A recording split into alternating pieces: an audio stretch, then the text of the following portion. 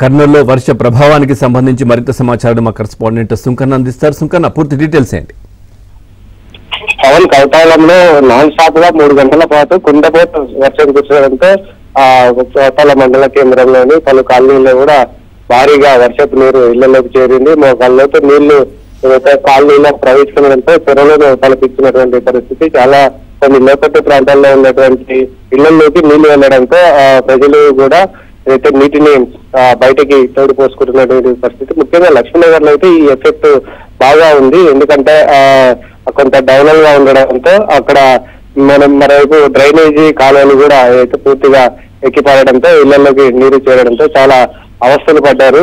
అయితే 3 గంటల పాటు కురిసేటువంటి భారీ వర్షానికి ఒక్కసారిగా ఇళ్లలోకి నీరు రావడంతో కాలనీలంతా కూడా చెరలో తరపుతున్నటువంటి పరిస్థితి. అయితే అక్కడ ఉన్నటువంటి స్థానిక ప్రజాప్రతినిధులు వచ్చి ఏదైతే డ్రైనేజీల్లో పేరుకుపోయినటువంటి ఆ చెత్తను కూడా జేసీబీల ద్వారా అదేవిధంగా నీటిని మళ్లించేటువంటి ప్రయత్నాలు చేశారు. అయితే ఇప్పటికీ ఇంకా వర్షపు నీరు ఇళ్లలోకి ఇంకా వస్తుంది.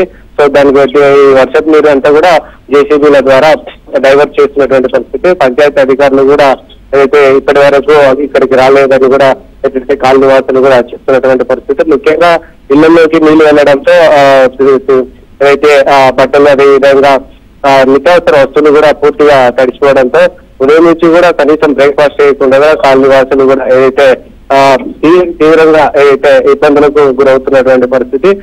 చుట్టుపక్కల కాలనీ వాళ్ళు కూడా ఏదైతే వాళ్ళకి కొంత వేరే ప్రాంతానికి తీసుకొచ్చి బ్రేక్ఫాస్ట్ లాంటివి కూడా అరేంజ్ చేస్తున్నటువంటి పరిస్థితి. ఒక్కసారిగా ఏదైతే కుండపోత వర్షం కురవడంతో ఏదైతే పలు కాలనీల వాసులు కూడా తీవ్ర ఇబ్బందులు పడుతున్నటువంటి పరిస్థితి. దాదాపు 2 గంటల పాటు ఈ యొక్క వాటర్ అంతా కూడా డైవర్షన్ చేసి వేరే ప్రాంతాల వైపు మళ్లింపు చేసేటువంటి చర్యలు కొనసాగుతున్నాయి. Right, thank you Sunkanna, thanks for the updates.